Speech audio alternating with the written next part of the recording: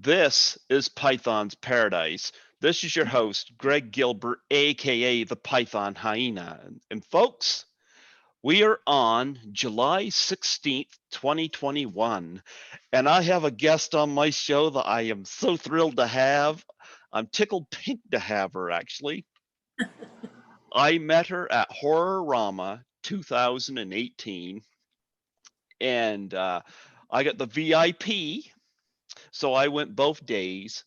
And I got two pictures of her, got two very nice hugs from her in the picture, and I got lots of signed stuff, and I tried my best to, because I got it over there, the pictures that she signed, but you know what?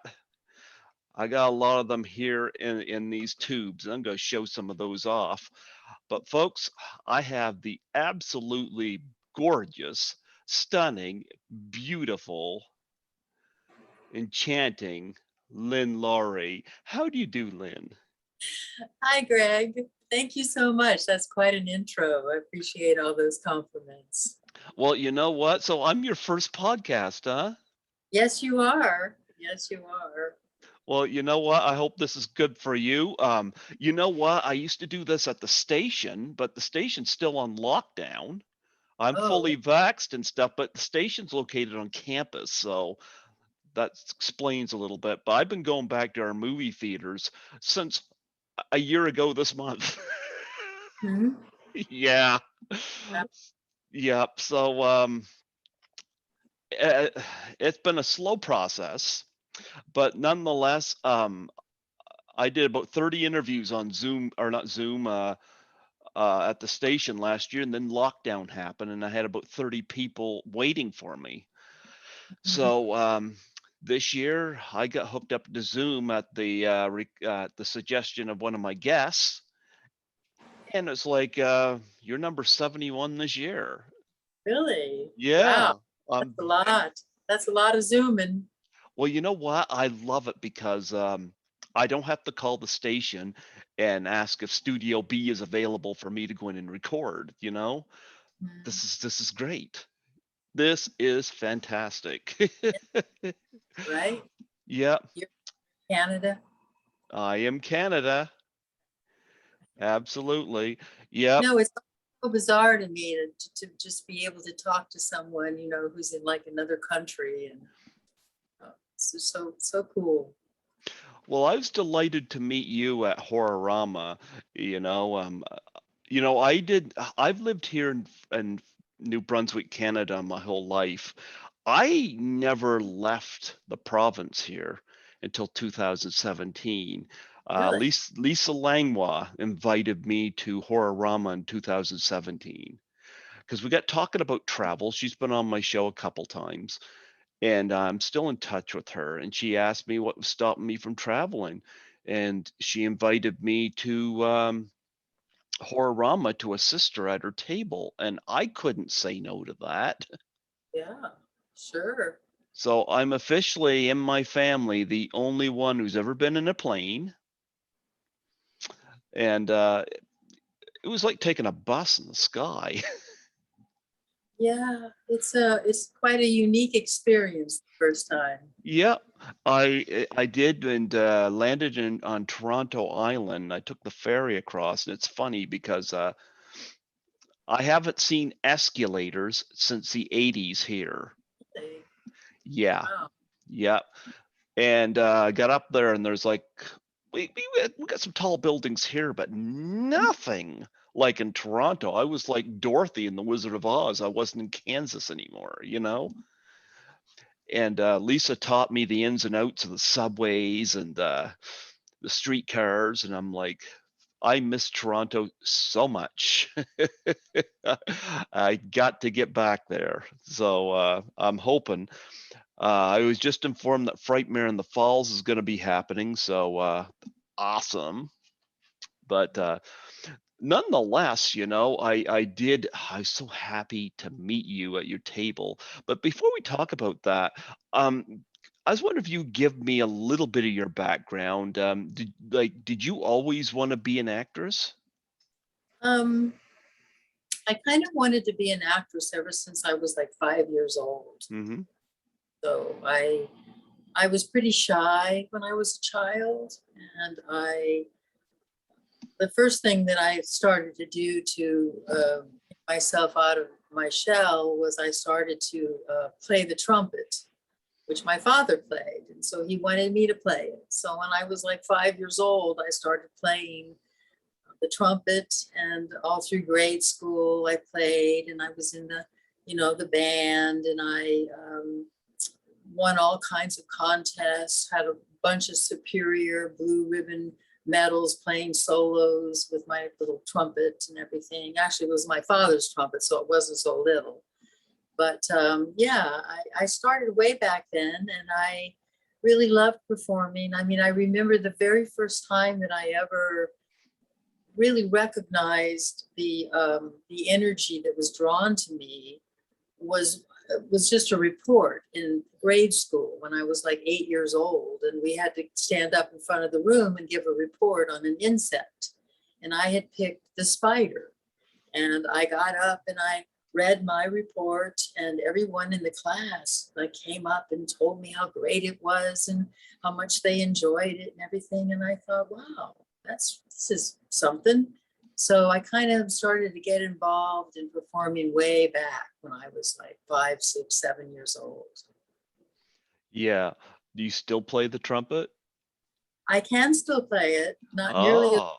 I did when I was a little girl, but when I was doing my singing shows, which I did for quite a few years, I would often come across a song that I couldn't figure out the melody on. Mm-hmm. And I got out my dad's trumpet, and I would be able to somewhat play it, the melody, so I could hear it and see what the notes really were. I mean, it didn't sound great, but it helped me enough that I could then sing the song. So I can still play it, but I wouldn't do it in public. Oh, gee. Well, you mean we're not going to see you in any movies playing the trumpet? I don't think so. I don't think That could have been the Crazies battle cry. could have. Well, Well, George Romero, I played the trumpet. He probably would have used it somehow. there you go. There you go. Yeah, I met George's widow at Horrorama 2017, Suzanne. Yeah. So, yeah. I was going to say, I met you at Horrorama 2018. I love the conventions. Boy, I got addicted quick. Yeah. Yeah. The great show, the Horrorama show was great. Yeah. I had a time there. I met lots of really fabulous people, and it was a lot of fun. Yeah. I still haven't had Chris Alexander on here. I'm working on it, but I did have Allie Chappell back in February. Yeah. She Well, chatted. I got to work with Allie in Chris's film. I know. I'm going to showcase it here in just a minute because I got a signed copy from her. But nonetheless, yeah, Allie come on here and she talked for 3 hours. Really? And that's Wow. not even my longest. Wow. But yeah, she was a memory of Toronto. I've done a lot out of Toronto this year, so yeah, I miss it quite a lot. But I was going to say these conventions. This is a question I ask all my guests. What's the most unique thing you've ever been asked to sign? I think someone came to my table.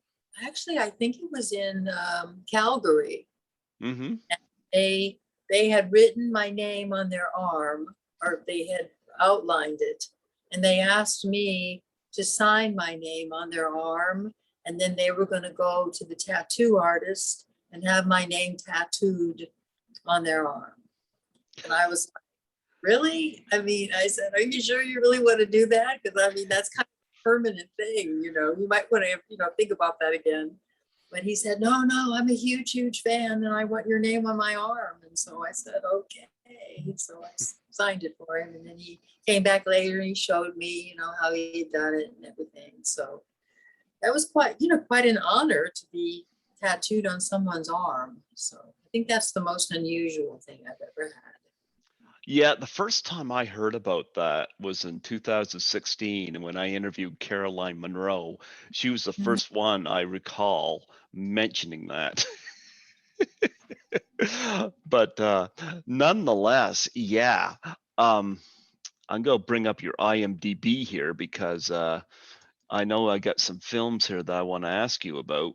But yeah, Okay. I got a few that I have here signed by you because well, I gave you a little bit of business Mhm. during the pandemic, and I was happy to do so. And Yeah, you gave yeah, that a lot. Thank you so much. oh yeah. Well, did you ever see my unboxing videos for them? Yes, I did. Yeah, that was great. Yeah, That was, I I like that. I don't box very well. It's just like I get it in the box, I tape it some way, and I get it to the post office, but it's never really pretty. But I figure, well, what's inside, will be okay. But yeah, my boxing skills are not very good. well, you know what? I had fun doing those. Oh, you like your bad cat calendar I sent you at Christmas? Yes, I did. Yes, thank you. I sent a few of those out to people, and I wanted to send one to you, and that is one of the most unusual, actually, probably the most unusual calendar I've ever seen. We get them here every year. Mm. Yeah, and it's like every day something to do with a cat. So yeah, I used to just give them to my best friend, and then now I send them to a few of my guests at Christmas time. So I think they're a unique calendar. So and you have a kitty just like I do. I Mine do. is, huh? I do have one. Yes, she's all black. Her name is Lucy. Mine is black and white, and he is probably right now hiding because he knows I am on camera here, and he knows I will grab him and pull him up here if I get my hands on him. Anyway, yeah, I got a few movies here. Okay. I got this one at your table. We'll start with this one here because sugar cookies. Mm-hmm. Yeah, you were selling these at your table. I guess what thing I want to add, like I had not seen this movie until I saw it at your table, never even heard of it. I bought it because I thought it was a really interesting dynamic to have you and Mary Warnov in the same movie because I know her best as Miss Togar from Rock and Roll High School, and I was like, oh, what an interesting dynamic to have you two together. What was it like working opposite Mary? Well, Mary definitely is an intimidating lady, but Hmm. she's really very sweet. She's just, she's very tall and she's very strong. And in the movie, her husband was directing it. Oh, So there was a lot of going on kind of between her and her husband that I didn't really know exactly what was going on. But Mary has been very, very outspoken about the film that she really hates the movie. oh. Um, doesn't want to ever talk about it. I think and I think it has a lot. I mean, I don't know this for a fact. You'd have to ask Mary, but I think it has a lot to do with her husband and that he was sort of interested in seeing two women together and I'm not sure what the dynamic was, but working with Mary was wonderful. And she was very, supportive and beautiful. And I mean, I honestly think that some of the scenes with Mary are the most beautiful that I've ever looked and the most beautiful she's ever looked. So I do think her husband, Ted Gershuni, did capture that, really well. And of course, it was produced by Lloyd Kaufman. So that was one of Lloyd's. Lloyd always says it's the only X-rated movie ever that made no money, and he's always like saying that. But the thing is that they always publicize the movie as it being like this lesbian film. And it's not a lesbian film. And I think that was the big mistake that they made with the movie. It's like Julie, my character, is not a lesbian. she just meets this woman and she falls in love with this woman. She's never been with another woman before, but she falls in love with Camilla. And, and it's a beautiful thing, but of course it's all Camilla's, it's all her manipulation as to what she's, why she's doing this and who ends up getting killed and, and all that, in the movie. But overall, I think the movie is just really gorgeous. Yes. Well, you certainly were very gorgeous. Thank you. I always thought this is so funny, but for me, when I watched that movie, I just because I had so much nudity in the movie, and it was the first film I ever did that I had, well, no, that's not true. I did have a nude scene in I Drink Your Blood, but it was just from the back. Mm-hmm. So I've never done anything like that before.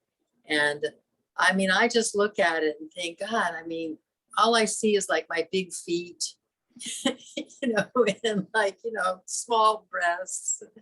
And I think, geez, but everyone else thinks I look beautiful in it. So I finally just accepted the fact that that must be the case.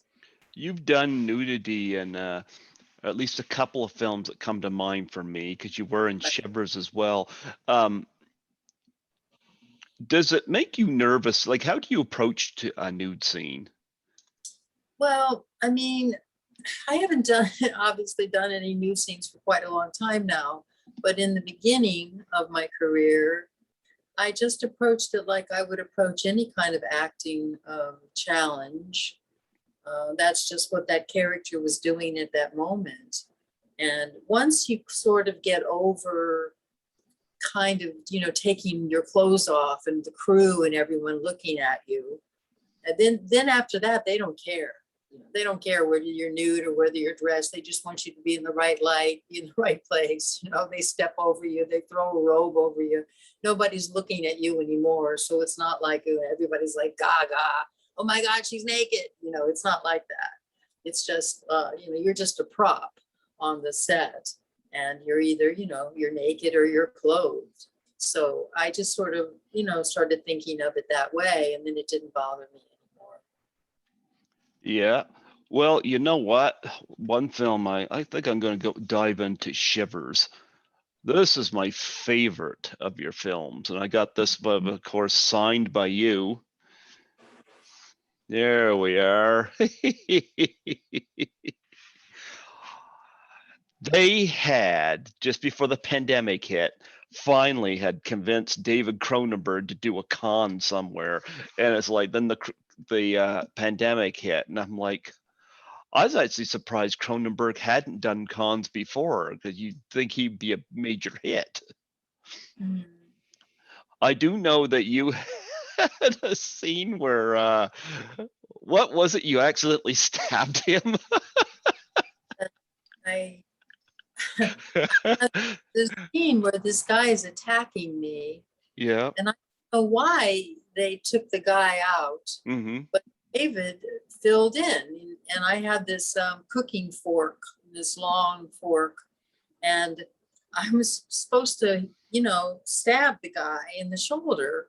And so they put this tiny little bitty thing on David's shoulder, and said, be sure you stab that, because, and I'm screaming and I'm being like attacked, and, I think I'm going to be raped, and, and then the fork is going everywhere and everything. And of course I didn't want to stab him in the arm, but I ended up stabbing him in the arm.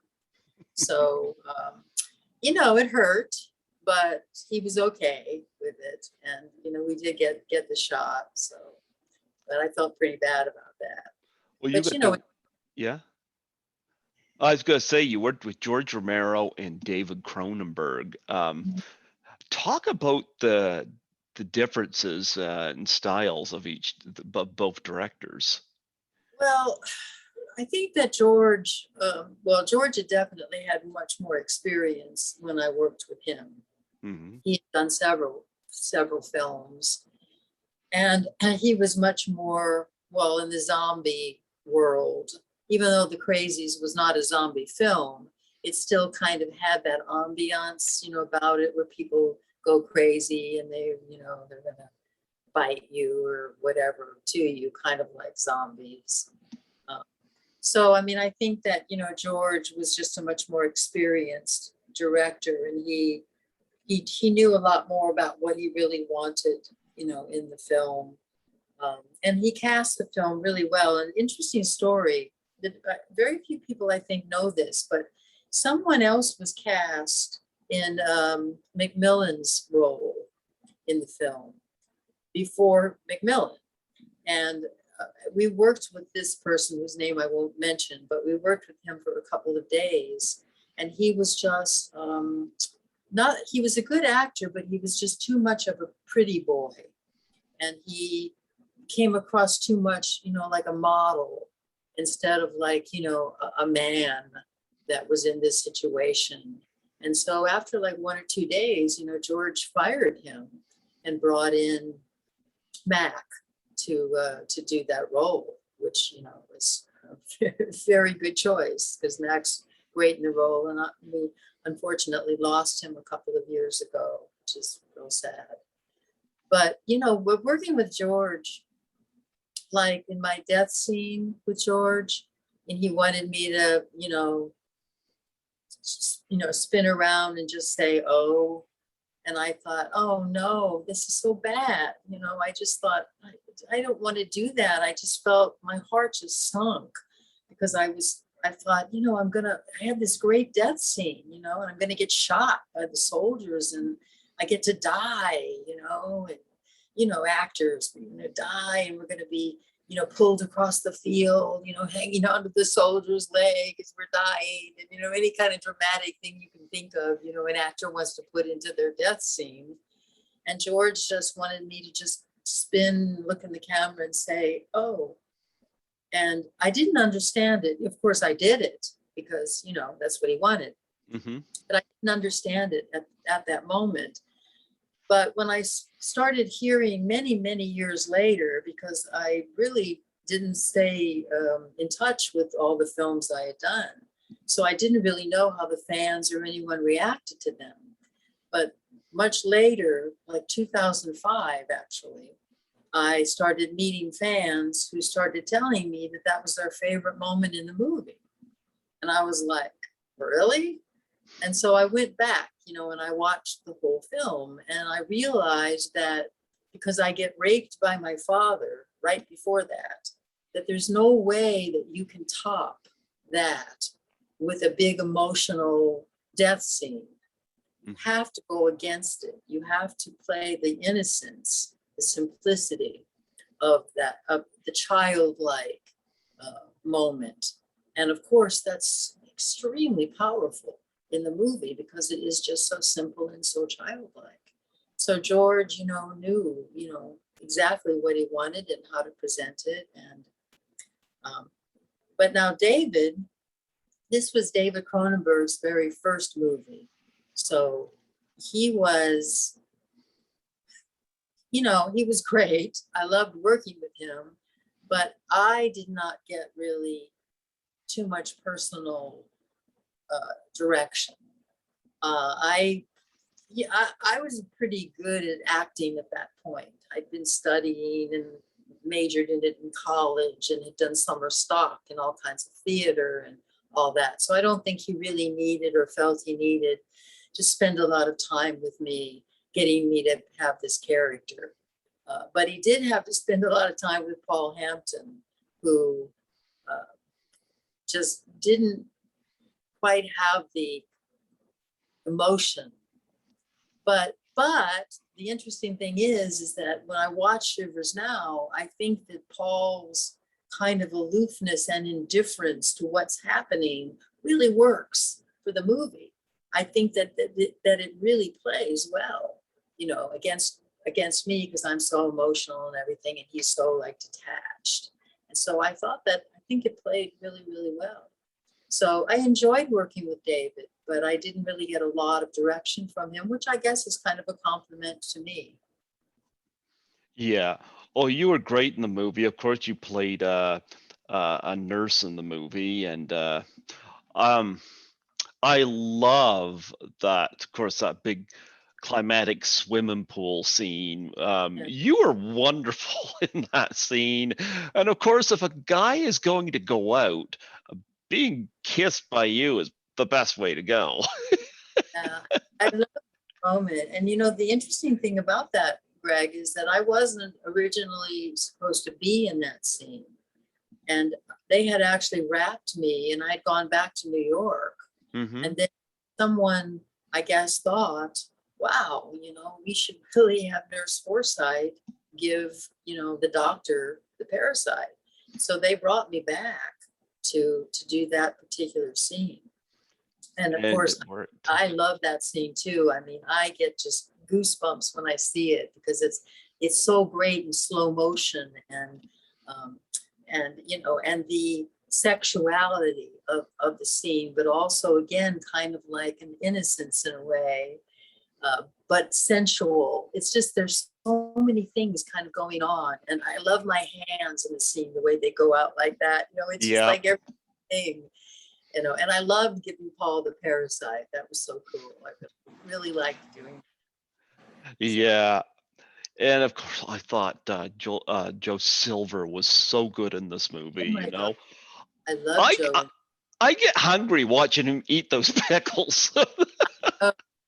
That's such a great scene with the pickles, and such a gross scene where he's pulling those things off with the pliers, and he's asking, the guy to stop. And oh wow, the two of them came out of that room. We were all in the hallway waiting. The two of them came out of that room covered in blood, and of course we could hear them in there doing the scene, and it was just like, oh my God, what's going on?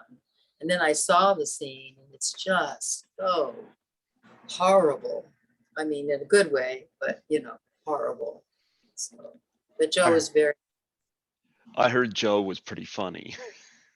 He was funny. He was a very funny man. I wish that I'd had a scene with him. Yeah, he steals a scene. Of course, Barbara Steele in this as well is wonderful, of course. Yes. Yep. No, and I was so wishing you didn't get the parasite in it, but of course you ended up getting. And it's funny because you don't really know whether you have the parasite or not coming up. Right.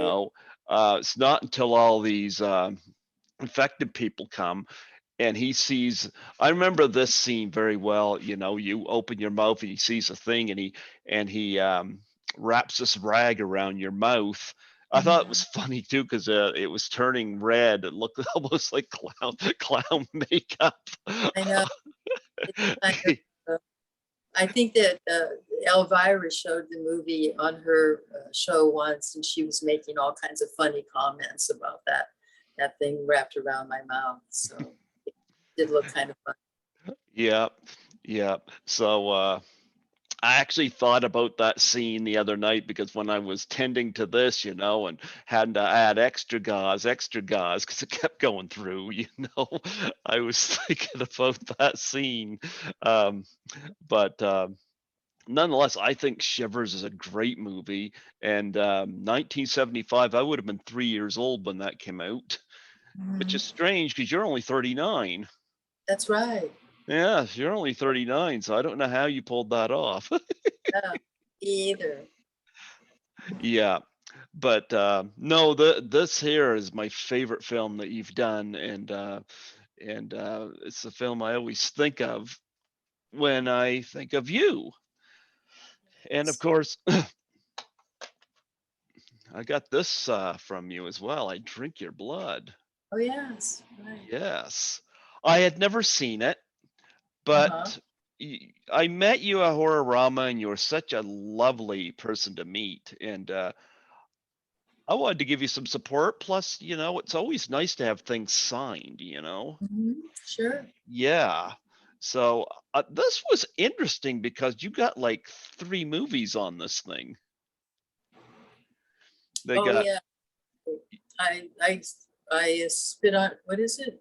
Oh, I Eat Your Skin. Yeah, and Blue Sextet. All right, Blue Sextet. Yeah. Which I had never heard of, and I actually kind of enjoyed it. It was very different. And you did. I love the story about you not having any lines in this film, but you were so captivating that the director just wanted you in the film. Right. Yeah. Yeah. Yeah, I met David. I was in New York, and there's a paper that came out every week called Backstage. Mm-hmm. And they were casting a film. I think it was called at that point, it was either called State Farm, which I have no idea why it would be called that, or Phobia. And David was casting this one afternoon in New York, and I was working as a waitress, and I ran over there after I got off my shift, and I was he was packing up when I came through the door, and he looked at me and he said, oh my God, he said, I've already cast the whole entire movie. And David was an extremely flamboyant, wonderful, energetic, charming man, you know. He said, but you're gorgeous, you know, and I must have you in my movie. I must. I'm going to write you a part. I'm going to call you in like 2 days, and I'm going to tell you what we're going to do. And I was like, even at that point, I was kind of like, you know, kind of beaten down by the rejection of New York and not getting, you know, parts and stuff. And I was like, okay, great. You know, I never expected to hear from him, truly. But 2 days later, he called me and he said, you're going to play a mute in the movie. You're going to play a mute in the movie, and that way I don't have to write any lines for you, which I thought was very funny. And so that's what happened. But he didn't tell Jerry Gross, who was the producer, because he was worried that Jerry Gross would be upset that he had hired another actor that had to be paid. And I mean, we weren't getting paid I really don't remember what we were getting paid, but it was not very much at all. But he was so worried about that. And so after we shot the first couple of scenes and he went with Jerry Gross to see the dailies, he was just terrified because he thought Jerry was going to say, who's that girl? What's she doing in that movie? You know, and Jerry saw me and he said, who's that girl? She's great. Write her another scene. And that's how the hand cutting off the hand came about.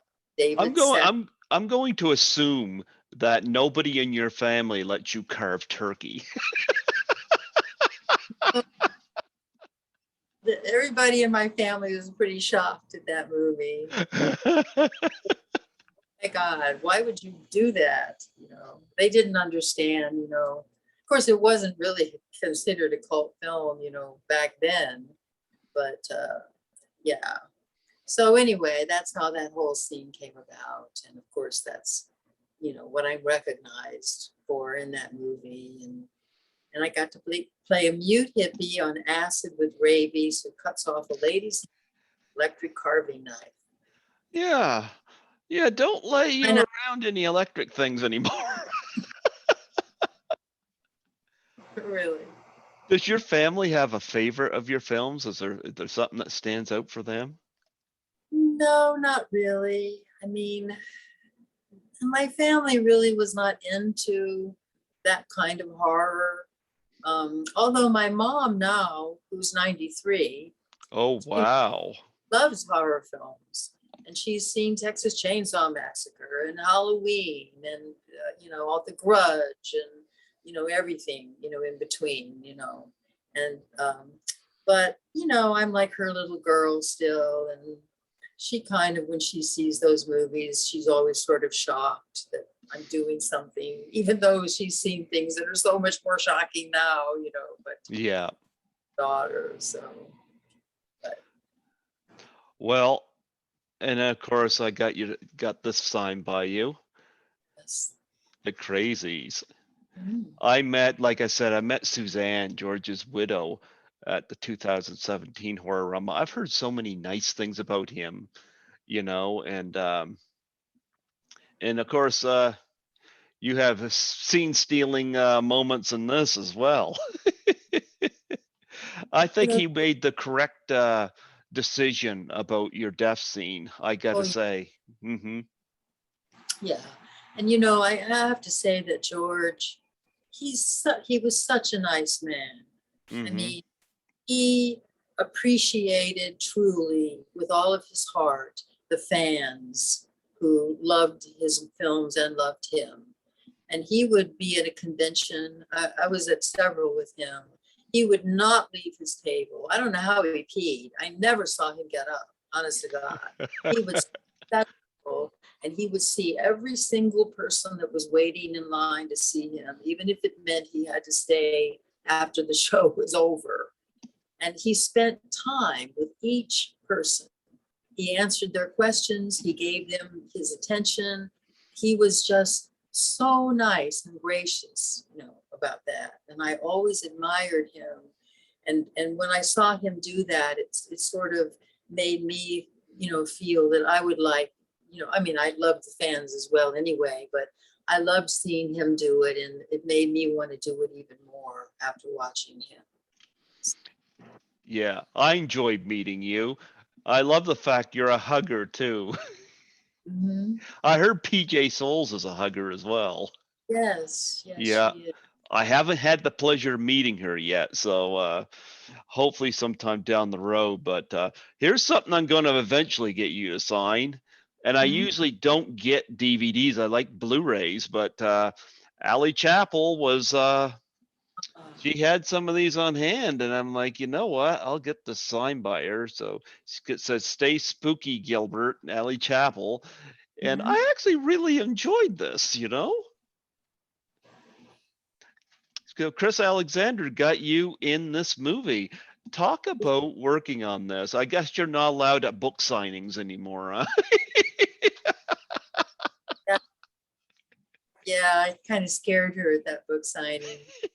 It was great. I loved working with Chris, and Mhm. and the thing I liked the most about working with Chris was that the whole crew respected him so much, and they were there to make it the best they could make it. And it reminded me a lot of the way it was back in the day when I worked with Romero and Cronenberg and Durston, because they weren't there just to make a buck, but they were there to try to make magic and make it be, the very, very best. And they were such a great crew. I mean, I loved the crew. I spent a couple of nights after the shoot with them, drinking beer and hanging out and just, talking about stuff. And it was just a great, great time. Oh, the interesting thing was in that scene where I'm the where I'm challenging. Gosh, I totally blanked on her name. The star of the movie besides Allie. Uh, Augie. Augie Augie. Duke. Yeah. Yeah, Yeah. Augie. So I'm circling Augie, and I grab her wrists, and Uh-huh. she pulls her hands out like that. And when she pulled her hand out like that, I broke my little finger. Oh. I mean, it literally was broken.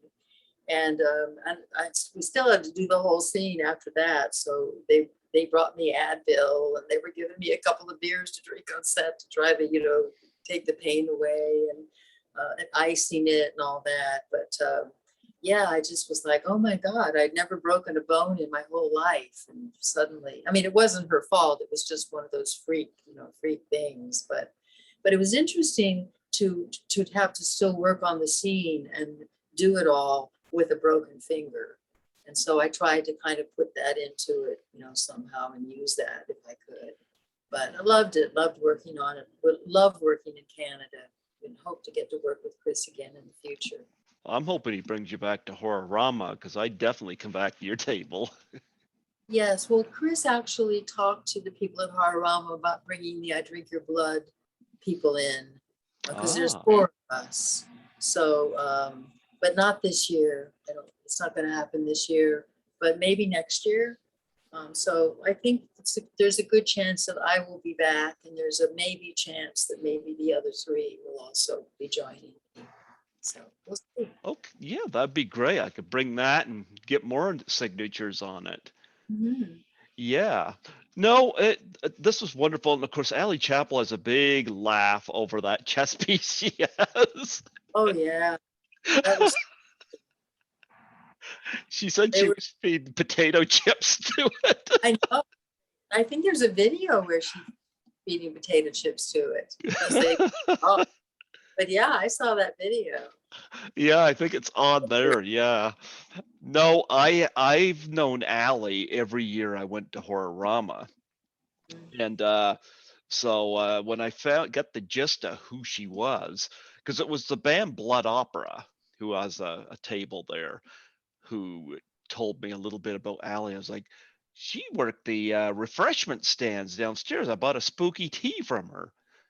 So she does makeup effects and stuff like that with the Blood Opera people, because when they're not doing singing gigs, that's what they're doing. Right. So I had Allie on here for 3 hours back in February. Had a nice little chat with her, and well, not little, but she spoke very well of you. Oh, yeah, Yeah. we got along great. I didn't really have any scenes with her. I mean, all my scenes were with Augie, but Mm-hmm. she was great in the movie, and it was a lot of fun, that movie. Oh, and they filmed it live on Facebook while we were actually filming the film. Oh So wow. yeah, so they had cameras on us. So when I broke my finger, that was all on Facebook, so you could see what happened and everything. So yeah, that was the first time that they'd ever done anything like that, where you could watch the movie on Facebook actually being made. So it was pretty cool. Well, one thing I do have to bring up is that like I'm no actor. I am no actor, but I have appeared in 9 films for Oh, a director that you've worked with, and that is James Balsamo. okay. Yeah. I had it was through Genevieve Rossi, who's actually in The Witches of the Sand, which we'll get to momentarily here, um, who introduced me to James, because I'd never met James in person, but I had him on my show twice. And I got this message from him because I work as a cleaner. I'm an essential worker through this whole mess of a pandemic. So it was I worked the back shift, so it was 4 in the morning, but it was 12 midnight where he was, and he asked me in this email if I'd shoot my own death scene for Cool as Hell 2. And I stared at that for a very long time. And then I called him and I said, what do you mean shoot my own death scene for this movie? And I asked him why, because I'm no actor. And he said he enjoyed doing my show. And I did it because, well, I don't have to be an actor for one of his films, because his films, the tone of his films, I could get away with it, you know? They kind of have kind of a trauma kind of feel to them. So I'm not going to hurt it. And it's funny, I just found out It Wants Blood's going to play at the Chinese theater. And I'm like, I'm in 2 sequences in that. And I just shot it on my phone and sent it to him. I didn't even have to leave here. Yep, and Eric Roberts is watching me on a television. Some scenes with Eric Roberts, and I never met the guy, you know. But I know James have had you in a couple of movies, and he's had me in 9. And do you remember much of working with him? Well, my James Balsamo thing is a little bit, how can I put this? When James first contacted me, he came to my house and we shot a scene for, I don't know what film it was, but this one film. And we also shot a scene that was supposed to be for another film. And my contract was only for the one film that we were shooting.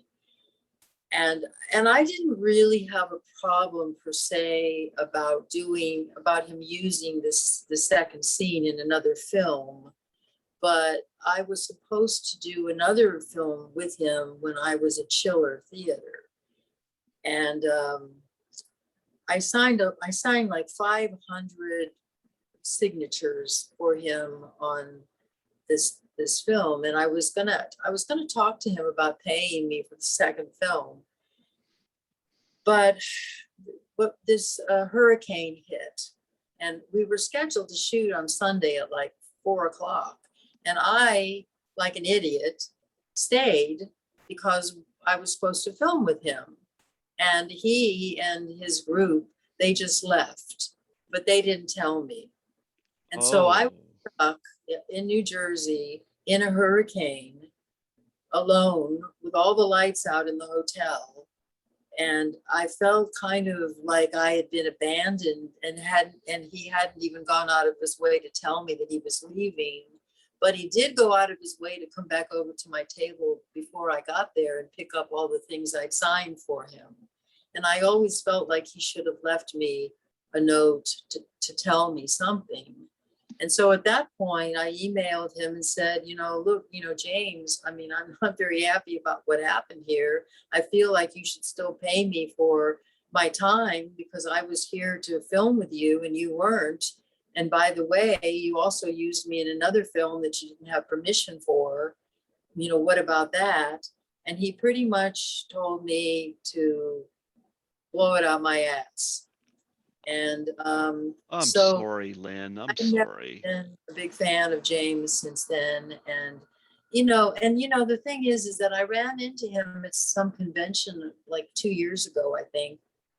And he like rushed over to me, but he rushed over to me, to try to get me to take a picture with him. And I thought, I just looked at him and said, no. And I thought, if he had come over to me and he had said, Lynn, can we talk for a minute?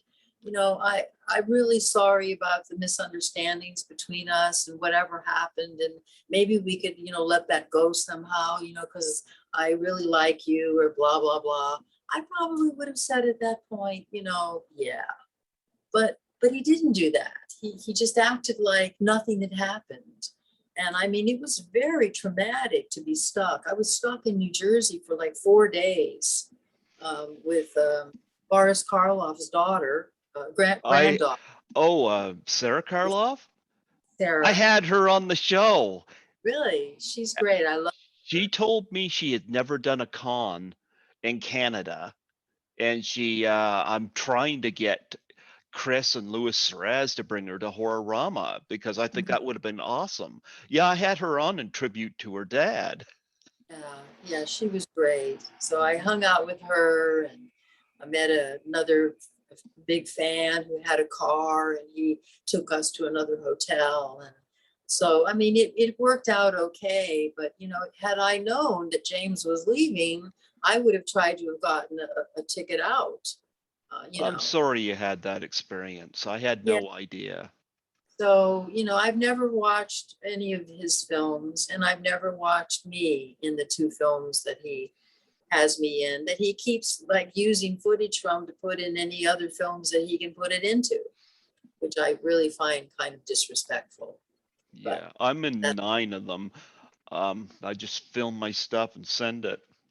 I was kind of happy to be opposite Eric Roberts, him watching me on television. That's Great. That's pretty surreal. I'm sorry you had that experience because I think you're a lovely human being. Actually, it's funny. I still think you're as gorgeous today as you were back when you did these older movies. Oh, well, thank you. That's quite a compliment. How do you keep yourself up? What's your secret? Gosh, I don't know. I mean, I try to keep my face moisturized and try to exercise and eat right and take vitamins. And, I think I've just got good genes in my family. My dad basically had no wrinkles in his face, so I think I sort of take after him. Yeah. Last time you saw me, I had no hair. I'm kind of letting it grow out here now, but people are telling me you should shave it again. I'll see what Lisa thinks next time I'm in Toronto. But I got some of your lesser known films I want to ask you about. Like, actually, I'll kill more birds with one stone with this one. Lloyd Kaufman. I was going to mention the Battle of Love's Return. I hadn't seen that, but you worked with Lloyd Kaufman more than once. Talk about working with Lloyd. Well, I met Lloyd. Again, they had this audition listed in Backstage. for Canon Joe that Mm-hmm. John Avil directed. Okay. I went on this audition, and I was sitting out in the waiting room waiting for the audition. And Lloyd, who was a PA on the film or an AD on the film or something on the film, he walked in and he saw me. He ran over and he said, "Oh my God, oh my God." He said, I'm doing a film. I'm shooting a film called The Battle of Love's Return. And I just lost the girl that was going to play the dream girl. And you would be fabulous as the dream girl. We don't pay anything, but I'd love you to do the part. So that was my first, it started out as a short. So my first feature film was actually I Drink Your Blood. But my first film, short film, was with Lloyd. And of course, he starred in it, directed it, wrote it, edited it, produced it, everything. But he was great. I loved working with him. Wild, crazy, not quite as crazy back when I knew him as, he got to be. But I actually went one night, he asked me out on a date, and he took me to Tricia Nixon's house for dinner because he'd gone to school with her husband. They'd gone to, I think, Yale. And so it was like this really, presidential kind of thing, which was very odd to me, being, a girl from Cahokia, Illinois. I'd never done anything like that. But I think Lloyd had a bit of a crush on me back then. He's even said that, in his We book. all have a bit of a crush on you. Come on, Lynn. You were one of the main people I went to see at Horrorama that year. And I'm not just saying that to you. Because I remember when I first saw Shivers, I was like, oh my goodness, they're going to bring her to Horrorama. She's so gorgeous. So, but I haven't had Lloyd Kaufman on here. I got to see if I can get him. But I did have Mark Torgo, who was, of course, Marvin the Mop Boy from Toxic Avenger. Mm-hmm. So I did have. Lloyd probably would love to do it because he's, he likes to talk about his films and things like that. I've tried to work with him again. They actually asked me to do Return to Newcomb High, but Okay. I was in Buffalo at the time doing Model Hunger with Debbie Rochon directing. That's another one I haven't had on yet. I got to get eventually. It's Debbie Rochon, yeah. They were going to do Return of Newcomb High, but they weren't starting it till like a week or two after I finished Model Hunger. And so, I said, well, first of all, I, asked what they were paying. And they said, oh, it was like 7 days. They said, oh, I think they said like $300. And I said, oh, 300 a day. And they said, no, 300 for the whole 7 days. And I said, well, where would I be staying? And are you fly me, back from LA here to do it? And they just looked at me like no one had ever asked that question before. And I said, well, I mean, I can't stay in Buffalo for 2 more weeks with nowhere to stay. And then, if you can't fly me back, I just can't do it. So I wasn't able to do it. But Lloyd and I have talked about it, and I'm hoping that one of these days it will work out and I'll get to have a reunion with him and do one of his films. Well, let me see, because I got a couple of other films here that I need to ask you about. Cat People. Mm-hmm. I've heard you didn't have the best experience working on this. No. But you had a small part in it, but a memorable part where you have a bad experience with a kitty. Yes, I had a bad experience with Paul Schrader, who was the big cat on the film. He just had no sensitivity, towards me. I don't know how he was with the other people. My scene was all alone, so I just, worked with him by myself. But there was no stunt coordinator to help me with the stairs. They couldn't get the mechanical claw to work. that was supposed to grab my ankle and pull me under the bed. So I kept having to fall on my knee on the floor, so that my knee was like swollen and bruised, and they couldn't get it to work. And so finally they put a crew person under the bed with a cat paw on, and he grabbed my ankle to pull me down. And then they couldn't get the shot where I fall down the steps. They couldn't get the bra to pop. So I had to keep falling down the steps and falling down the steps. And I was just, and they forgot to take the tacks out the first time I went down the steps. So I got all cut. So they had to take me to get a tetanus shot. And then after I did it for I don't know how many times, I think over 20, the next day they called me again and said, we need you to come back. And I could barely walk. And I said, look, I can't fall down the steps again. And they said, no. We just want you to be at the bottom of the steps and just to get that close up on you, screaming. So I said, okay. So I came back and I got back there, and then they said, Lynn, we're really sorry about this, but we lied to you and we need you to fall down the stairs again. And at that point I said, look, I want to be padded. I want the stunt. Oh, and they weren't going to pay me for the stunt until somebody told me that I should get acting pay and stunt pay. I mean, this is a big budget film, Malcolm Hall and everything. So I said, look, I want to be paid for the stunt. I want to be paid for the acting. I want the stunt coordinator over here, and I want to be padded.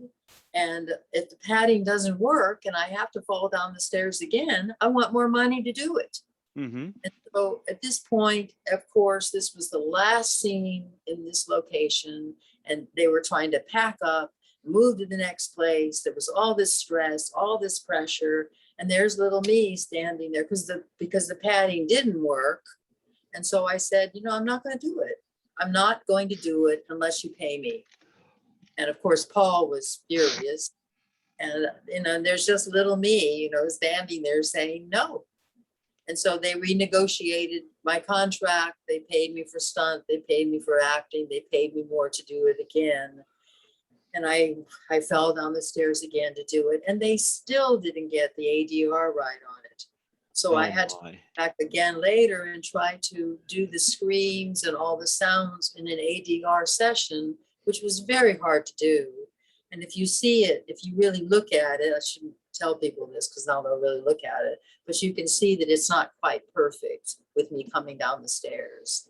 So I just felt like the whole experience was just not good. Although I've made a ton of money on that scene from Cat People, and I'm glad I did it.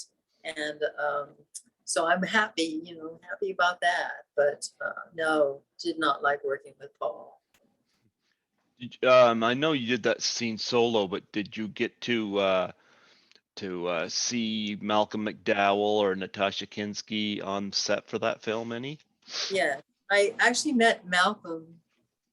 I was in the makeup chair to get body makeup, everything. And Malcolm walked in, and he walked right up to me in the chair, and he dropped his robe and was absolutely stark naked and held out his hand and said, "Hello, I'm Malcolm McDowell. It's so nice to meet you." And of course I was like, look at his whole body, trying to look at him in the eye and shake his hand. But that was my meeting with Malcolm McDowell. I did meet Sasha as well. So. He didn't do like a Clockwork Orange and say, hi. No, he didn't do that. Yeah. And you did, is it Fighting Max? Was that, or Mad? Was that with Peter Fonda? That was with Peter Fonda. What was your memories of him? He was great. I loved Peter. He was really good. And I think that as he continued to work after that, he just became a really, really fine actor. In Fighting Mad, I think he was kind of really finding his way at that point. But he was, knew all of his lines, was there like on time, was not a prima donna in any way, really, really great to work with. Of course, working with Jonathan Demme, was a great experience, as well. So. Now, I'm going to ask you about some films I have not seen, but I looked at the trailers last night. One of these sounds really enticing. Splatter Disco. Okay. That looks intriguing to me. Tell me about that and your character in it. Gosh, that was such a long time ago. Well, not as long as my cult films, but it was right when I started working again in films, because I didn't do any film work from 1995 to 2005. I did no film work because I had no idea that I had a fan base during that period. I didn't know, and I couldn't get work. And I went to California, and the people in California are not interested in a film you did in 1970. So I couldn't even tell them I was in a film called I Drink Your Blood. And I was just kind of buried by the audition process. And I didn't realize there was an independent horror film community that knew me and that I could have been working that whole 10 years. I had no idea.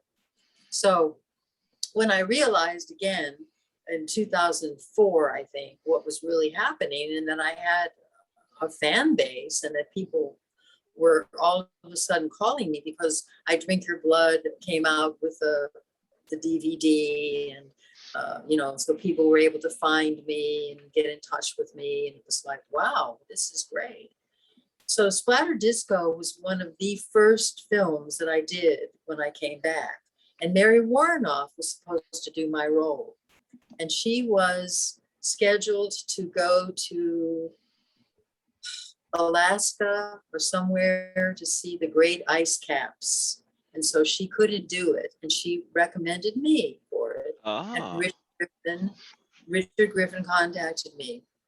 So I played this very stark, stern mayor of the city who's prim and proper, but not so prim and proper, in the bedroom. But basically it was, just kind of like that sort of character, very harsh and hard, big. So I didn't get to really be in any of the really fun, scenes where they're all dressed up like animals, and they didn't know I could sing or anything. So I didn't get to have a musical number or anything like that. But I loved working with Richard, and I did do another film with Richard. Gosh, he's going to kill me. I can't think of the name of it right now. It was a D.H. Lawrence film that he did, and I did come back to Rhode Island and do that with him. But I've always wanted to work with him again because I think he's so talented, and I really, really enjoyed it. What about the Super? Super was very intense film. And I play the wife of Dimitri, who is the Greek super of this apartment building, who is pretty psychotic. I'm just kind of the good sort of New York wife of his, kind of like a Brooklyn sort of wife that, sort of talked like that in the film. And, basically I'm in flashbacks a lot with him, and he was great to work with. And I also loved working with the directors. Your kitty. Yeah. He's my cat person. Oh, is it a she or a he? A he, it's Skittles. Skittles. Oh, he's beautiful. Okay, Wow, there's Lynn. Got like a mask on. Yes. The mask of not working. He's right now working on getting his master's in laziness. But Brian and Evan, who directed it, they had directed a film called The Turnpike Killer, and they gave me a copy of it, and it was extremely low budget, but I liked what they did with it, And so I agreed to do the super with them. And I think they did a really remarkable job with that film. I think it's very underrated. So I wish more people would see it because I think it's very good. Very disturbing. Have you seen it? I haven't. That was one of the ones I watched the trailer for last night. I don't have my television set up to watch stuff. I just got it set up to watch my Blu-rays. Right. Yep. So I imagine maybe when we get our housing thing done up, I'll have something set up. But I love the fact that you do a lot of horror-related films. Like you're very young at heart. You're very innovative. You obviously really like horror films. I do. I love horror. I love acting in horror. I like playing the villain more these days than the heroine or the hero or the victim. Yeah. I just find that more dimensional for me to get to figure out why this person is psychotic and crazy and doing the things that they're doing. And like in Basement Jack, I don't know if you're familiar with that film. But yeah, that's another one I watched the trailer for last night. Yeah. The psychotic mother in Basement Jack, and that was That's great. the one where you have the baseball bat in a. That's Model Hunger. Oh, Model Hunger. Yeah. I love. Yeah. That's my favorite movie that I'm in. Model Hunger? Yes. Oh, nice. I mean, it's my favorite role in that movie. I got to play a role that I've been working on my whole life, a Tennessee Williams Southern Belle. I did a lot of Tennessee Williams on stage, and I got to bring this Tennessee Williams Southern Belle to Model Hunger, but make her a serial killer, a schizophrenic serial killer cannibal. But I had all these years of back work for this particular kind of character. And it was the first time I was really able to bring that out on screen. So I love my work in that. I'm very, very happy with that. Well, I know. Yeah. Film, but, Well, I noticed too, you've directed a short film and you've also written some films as well. Talk about that. Do you enjoy the process of directing and writing? What did I direct?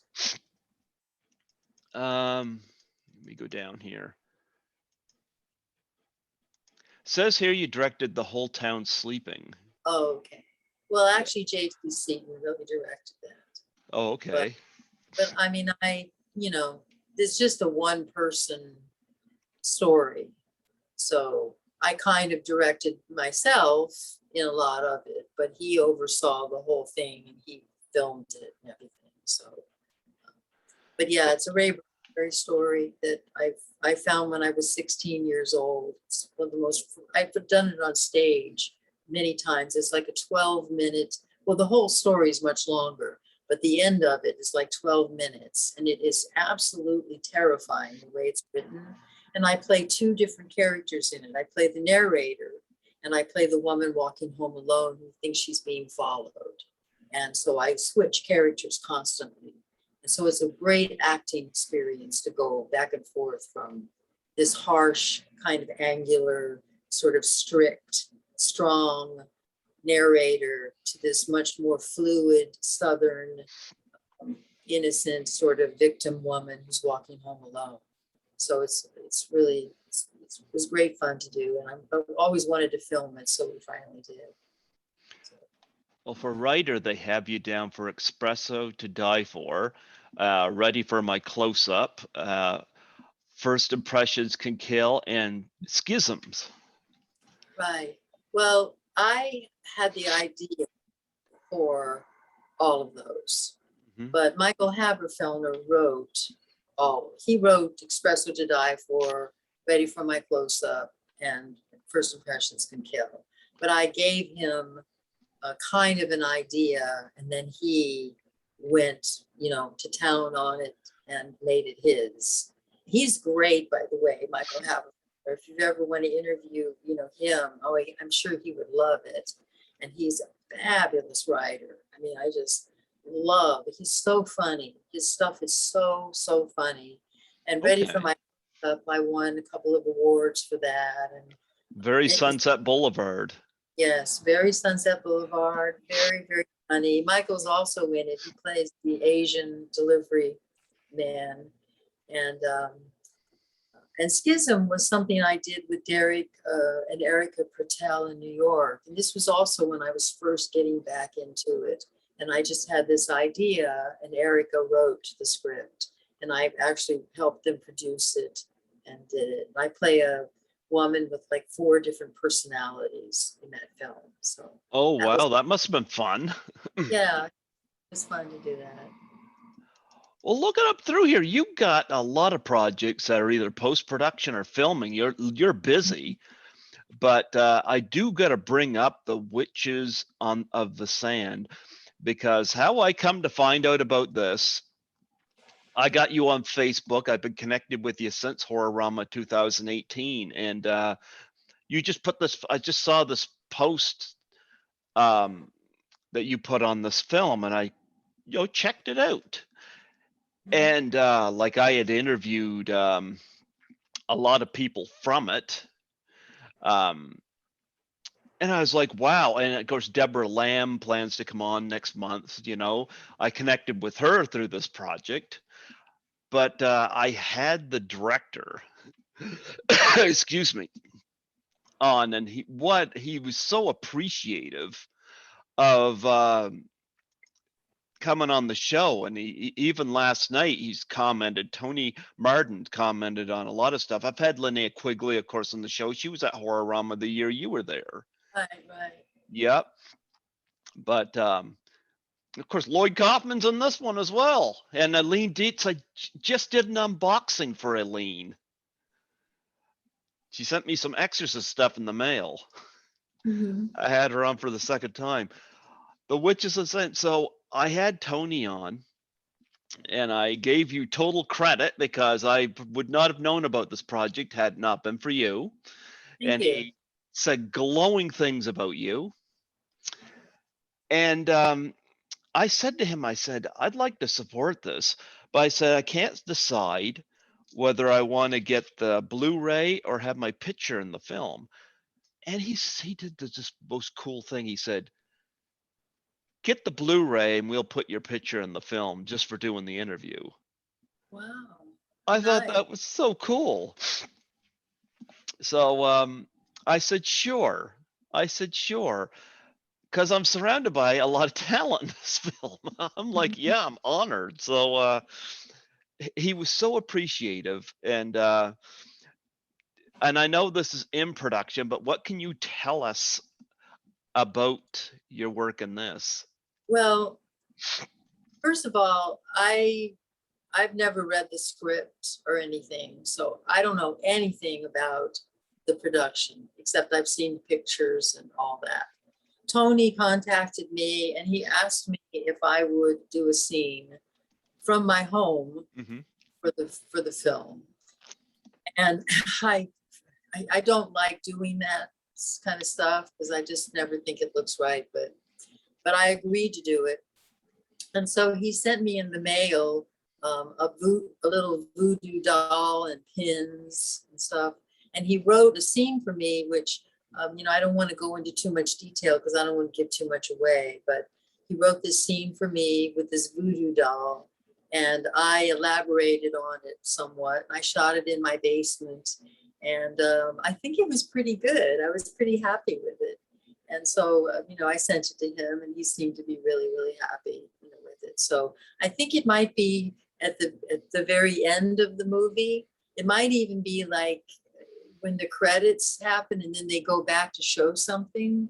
I'm not sure really, but if you do see the film, please do stay to the very, very end because that's might be where my scene is, which I think is pretty funny and fun and crazy and stuff like that. So. And I know you've been advertising on Facebook that you're going to be a witch with a walker. Yeah, witch with a walker. So yeah, I'm hoping that that's going to happen. Jeff Cack is directing it, who I did Essence with. Hmm. And it's a great script, and it's a great part. And I'm hoping, that it'll be really fun to do. And I just did a film called The Doorman, which is a short Hmm. film shot in Indianapolis, shot in Newcastle, Indiana. Okay. And I also just finished with Steve Morris a film in Indianapolis called He Knows, Yeah. which is a Christmas slasher film. Oh, those are always fun. Yeah, I had a great time with them. That was a wonderful, they're funny. My God. And I was born in the Midwest. I was born in Illinois. So Hmm. I have a real Midwest core about me, even though I was raised in my later years in Atlanta. I have this Midwest sensibility about me. And when I went there to work with them, it was just like I was home. I just knew who they were. I understood their humor. I just was a part, of it. It was just great. I really, really had a great time doing that. And in 2 weeks, I'm going to Buffalo to film with Gregory Lambertson, Guns of Eden, who was the line producer on Model Hunger. So Okay. I have a very nice part, heroine part in Guns of Eden. So I've got that coming up in 2 weeks. So I'm excited about that. Let's go into a little more detail on Model Hunger because that is one where that's a revenge movie, and you said that was your favorite role. Talk about getting this role and some of the antidotes of filming this. Well, first of all, I saw Debbie Rashan had posted on Facebook and said that she was going to be on the cover of Fangoria. Hmm.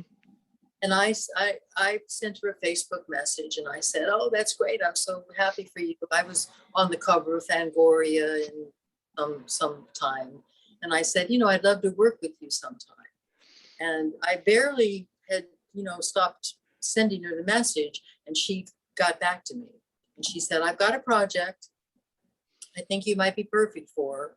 I'm going to send it to you. Tell me what you think."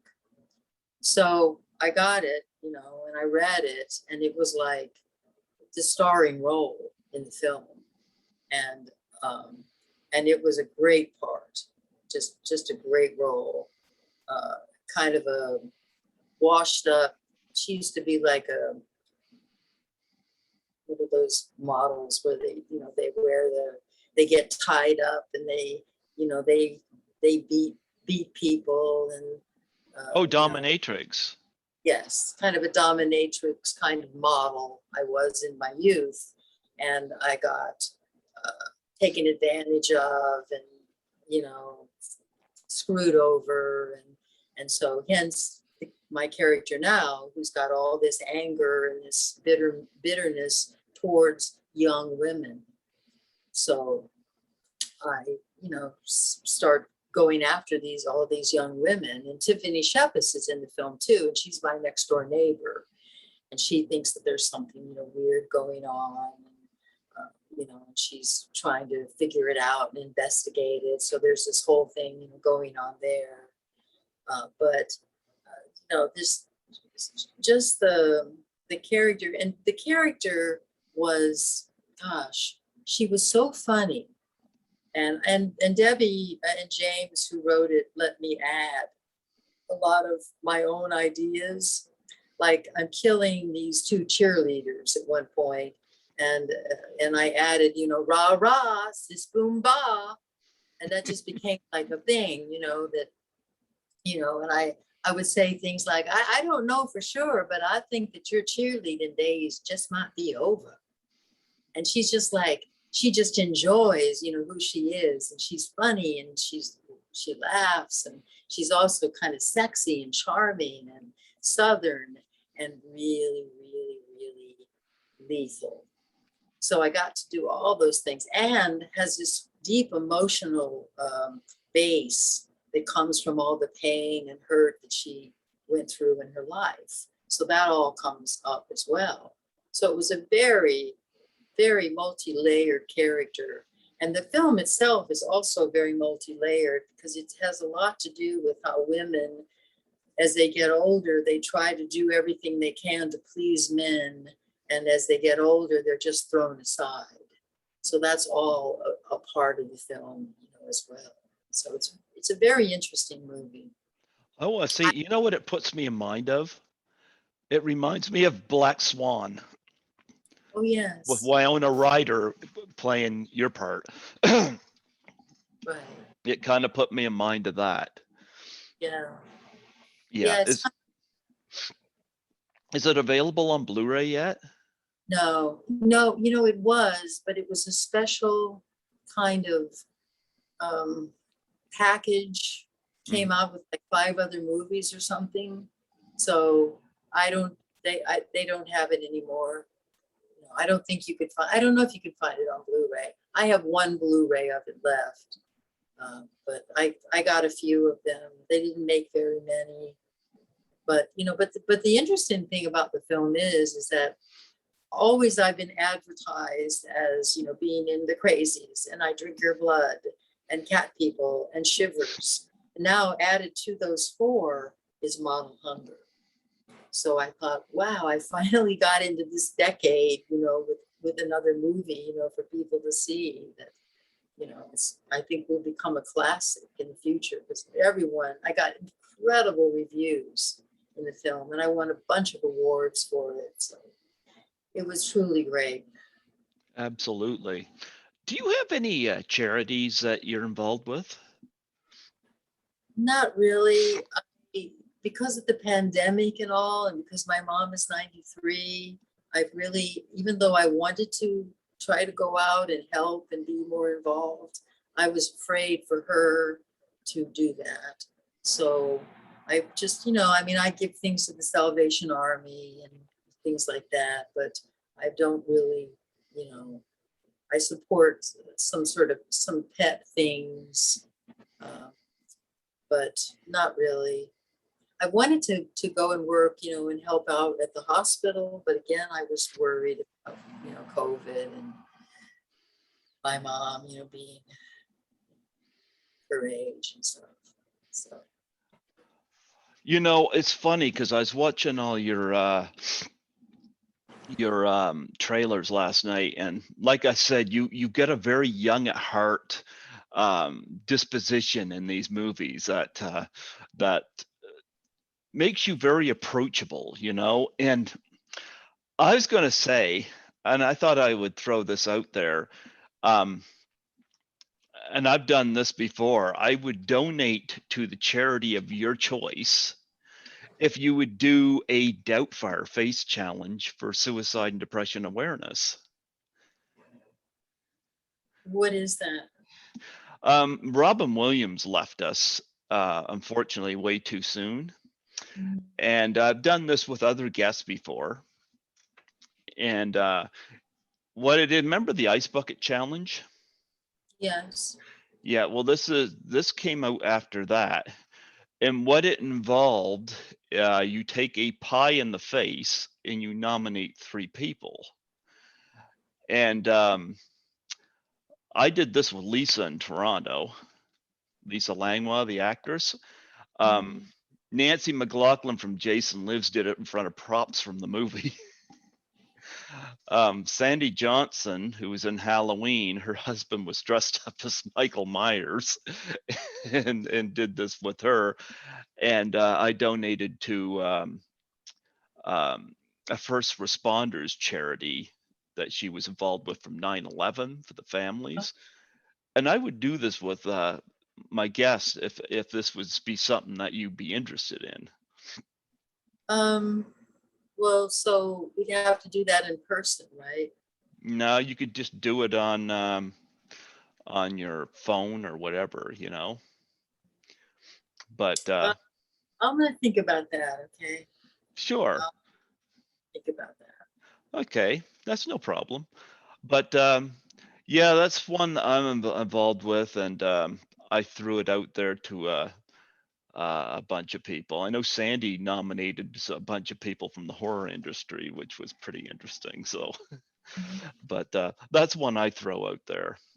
But I do love these. I love these. And I thought, just as a nice little tribute before we sign off, I show these off and let people know.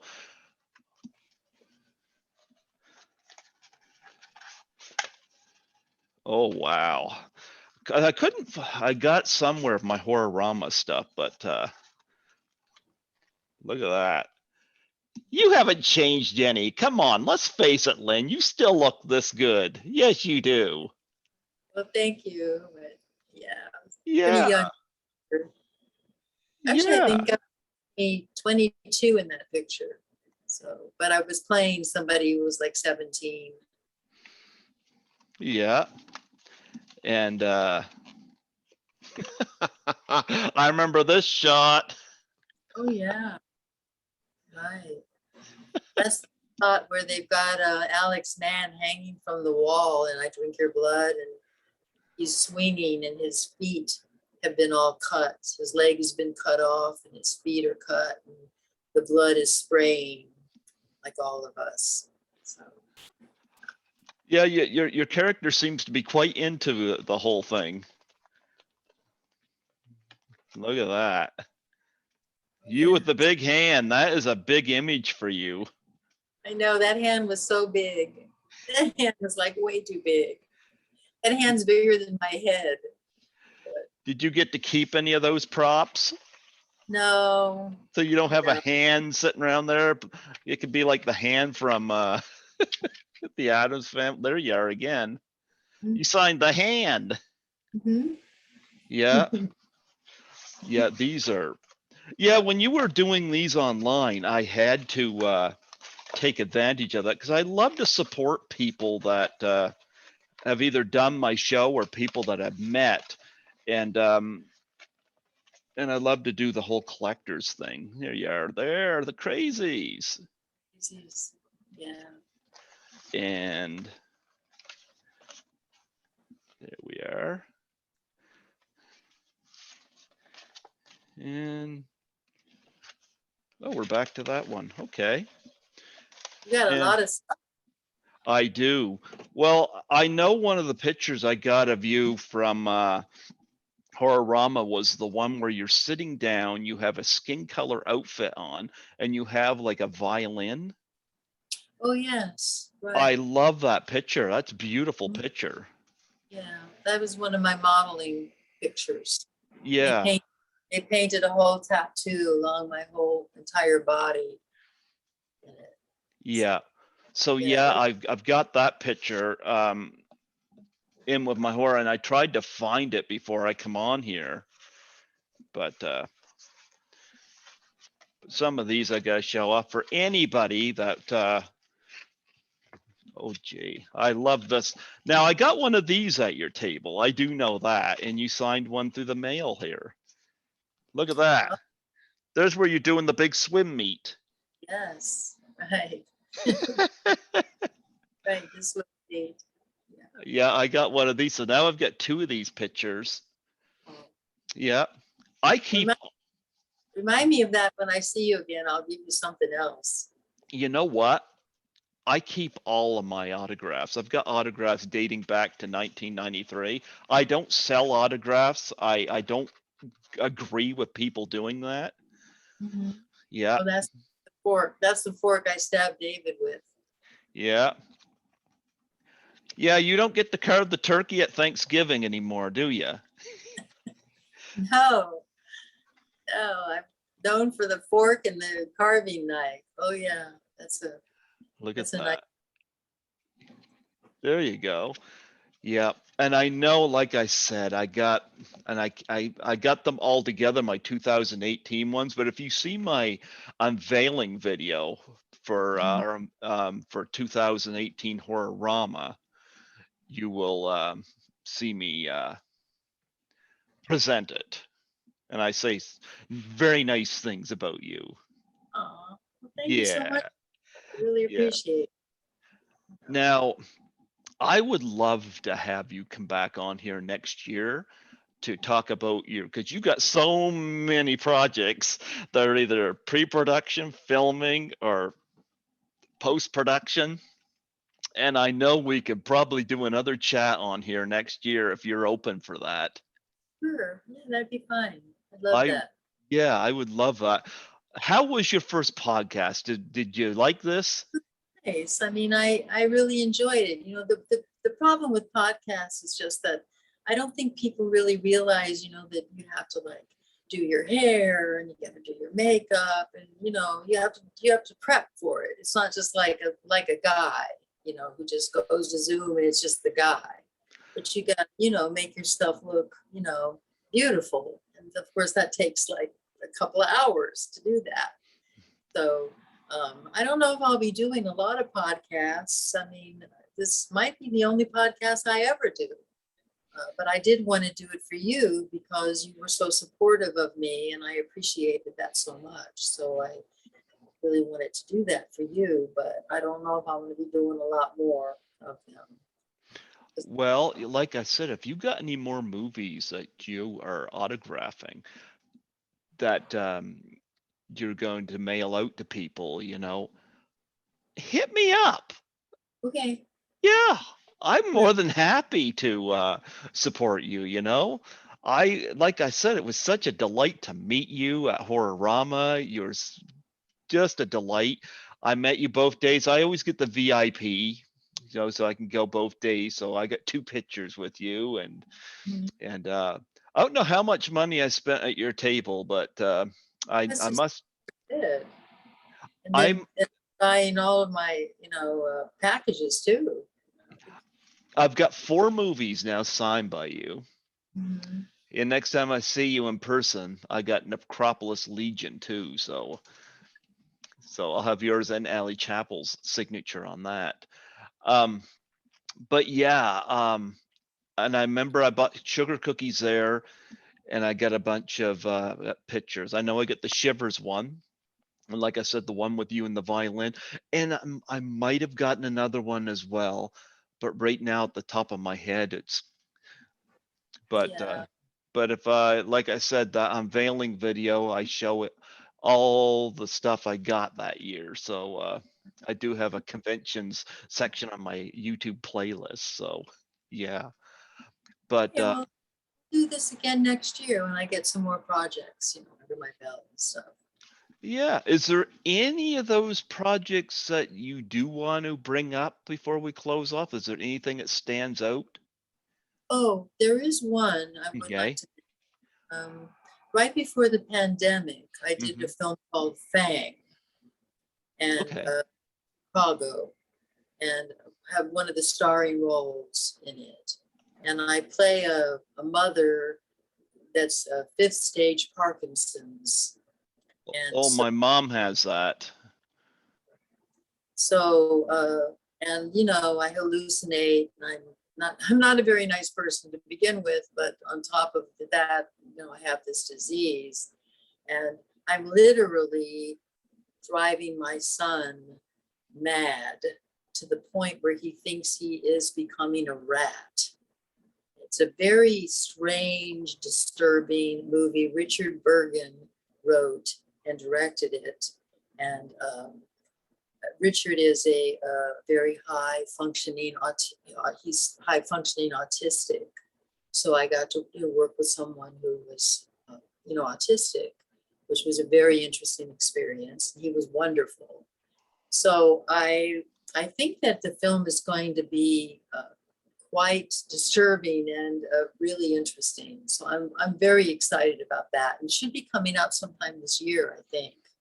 So that's about the only thing right now that I really would like to mention. Well, you know what? I just clicked on it there. That actually sounds interesting. Your son thinks he's a rat. You know? And they say that Hollywood doesn't have any ideas. Well, a lot of these independent filmmakers seem to have ideas. I'm more interested in that than anything that's playing at the multiplex up there. I know. Yeah. So there are ideas. It's just studios just aren't investing, I guess. Yeah, it's hard. It's so hard to raise money. You know, all the people that I worked with. I was supposed to do this wonderful film called Seasons, um, the subsoil films, and I can't go into it, but there was a real problem that happened, and they're having all kinds of legal problems and stuff like that. And it's just such a shame that all that happened, because it was a fabulous role, and I was so disappointed I didn't get to do it. But maybe it'll still happen. So, you just never know, what's going to come down the grapevine for you, which is exciting. And I just wanted to, to close here, Greg, by saying that I just so appreciate, all the fans I have, and, and how much they have, remembered me, since way back in 1970. And, even know what I wore, and even know my lines. And, it's really just makes my heart, just feel so good, when I hear from them or meet them and see them. And I feel so appreciated, and they make me feel so special. And so I just, want them to know that I think that they're very special too, and how much I appreciate them and respect them. So. I was so delighted to meet you. I thank you so much for doing this, and I should mention too. Are you still writing your book? Yeah, I'm working on it. Okay. It's kind of work in progress. So. Okay. I will buy it. Okay. I'll let you know if I ever finish it. So. Yeah. Well, we're all a work in progress at this moment, Are you fully vaxxed yet? I'm fully vaxxed. Yes, I've had both my vaccination. I had to drive 2.5 hours both times to get them back in March. There was nowhere around here I couldn't get in anywhere. So I finally found a CVS pharmacy in Columbus, Georgia, which is like 2.5 hours away. And I drove there and got my first one. And then 2 weeks later, I drove back and got the second one. So, please get your vaccinations if you haven't already gotten them. I'm surprised. I was not affected at all. My arm was a little sore, but I still worked, Mm-hmm. My supervisor was out for a few days. And it's so interesting. I felt a little tired, but other than that, and my arm being a little bit sore, I had no reaction to it whatsoever. I got Pfizer. Same here. So I guess some people are just react differently to it, but it's a hell of a lot better than going on a ventilator. So, yes. So whatever your reaction is, it's better to get it than risk the other. Absolutely. Well, Lynn, before I let you go, would you mind doing a plug for my show? Sure. Yeah. Just state your name and say you're listening to Greg Gilbert on Python's Paradise. Python's Paradise? Yeah, that's my show. Okay. Go for it. Hi, I'm Lynn Lowry, and I am listening to Greg. Sorry. Gilbert. Gilbert. You signed my name so many times. No, I was under pressure not to act. I have to learn that line. I was thinking about Python's Paradise, and I forgot. Okay. That's okay. Hi there. I'm Lynn Lowry, and I am listening to Greg Gilbert's Python's Paradise. And folks, we have the absolutely gorgeous Lynn Lowry on here today, and she's still the knockout she was way back when she did I Drink Your Blood. Yeah, she's ageless. I'm ageless. You're I'm like ageless. Wine. I'm like a good wine. That's right. And I hope Chris Alexander brings you back to Horrorama. I would be delighted to meet you again. That was a major highlight for me. I was happy to meet you. Well, tell him to bring me back. I'm trying to get him on here. He's read my messages on Facebook. And communication is key, If you can't, like Deborah Lamb I heard from last night. She asked if, if we could do it in August. I'm good with that. But Mhm. at least she Yeah, got back to me. okay. You'll love Deborah. She's great. Yeah. But it's like, Chris, get back to me. Also, I want to know what's going on with Horrorama because I heard last night that Frightmare in the Falls is still going on. So I'm like, good, but I need to know when I could take time off work and book flights. Last time I had my flights booked back in April. And here I'm still waiting what's going on. Yeah, I'm doing a show in Miami in September Mm-hmm. called Sinister Con, and I'm Oh, doing Palooza in October with Debbie Rashan. And they're screening Model Hunger there. So ah, my fingers crossed, that it's going to happen. It's, at this point, I just don't know what's going to happen. So, but I'll give Chris a holler and I'll tell him what a wonderful time that I had on your show with you, and tell him, ask him to get in touch. yeah. Well, I had Allie on here back in February, and She should and have his ear. yeah, but I don't know. But I'm so glad you're one of my biggest highlights for this year. I gotta say, thank you for staying in touch with me, and thank you so much for allowing me the honor to have you as a guest today. This is an honor and a privilege, and I hope to have you back next year. I'd love to have you back. Thank you for having me, Greg. I had a great time. Absolutely. God bless you, and go spend your time with your kitty. I will. You take care of yourself. Okay. You take care. God Okay. bless. Bye bye. Bye-bye. Bye bye.